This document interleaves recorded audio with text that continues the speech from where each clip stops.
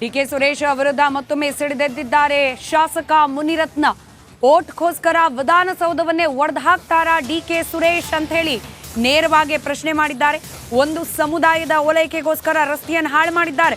ಯಶವಂತಪುರ ರಸ್ತೆಯನ್ನ ಒಡೆದು ಹಾಕಿದ್ದಾರೆ. ಆರ್ ನಗರಕ್ಕೆ ಪ್ಯಾರಾಮಿಲಿಟರಿ ಬರಬೇಕು, ಇಲ್ಲಾಂದ್ರೆ ಕೆಜಿ ಹಳ್ಳಿ ಡಿಜೆ ಹಳ್ಳಿ ಅಂತೆ ಮಾಡ್ತಾರೆ.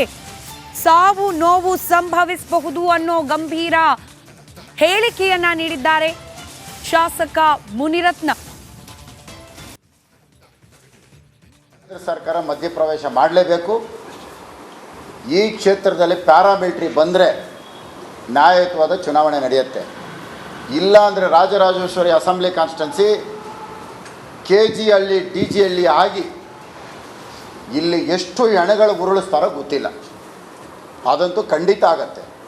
ಚುನಾವಣಾ ಅಧಿಕಾರಿಗಳು ಇವತ್ತೇನು ನಿಮ್ಮ ವಾಹಿನಿಗಳ ಮುಖಾಂತರ ನಾನು ಹೇಳ್ತಾ ಇದ್ದೀನಿ, ಅವರು ಕಠಿಣವಾದ ಕ್ರಮ ಕೈಗೊಂಡಿಲ್ಲ ಅಂದರೆ ಇಲ್ಲಿ ಏನೇ ಅನಾಹುತ ಆದರೂ ಇದಕ್ಕೆ ನೇರವಾಗಿ ಚುನಾವಣಾಧಿಕಾರಿಗಳೇ ಹೊಣೆ ಹಾಕ್ತಾರೆ.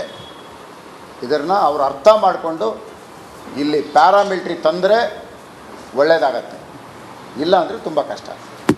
ಕೇಂದ್ರ ಸರ್ಕಾರ ಮಧ್ಯಪ್ರವೇಶ ಮಾಡಲೇಬೇಕು.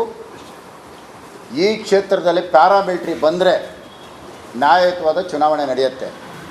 ಇಲ್ಲ ಅಂದರೆ ರಾಜರಾಜೇಶ್ವರಿ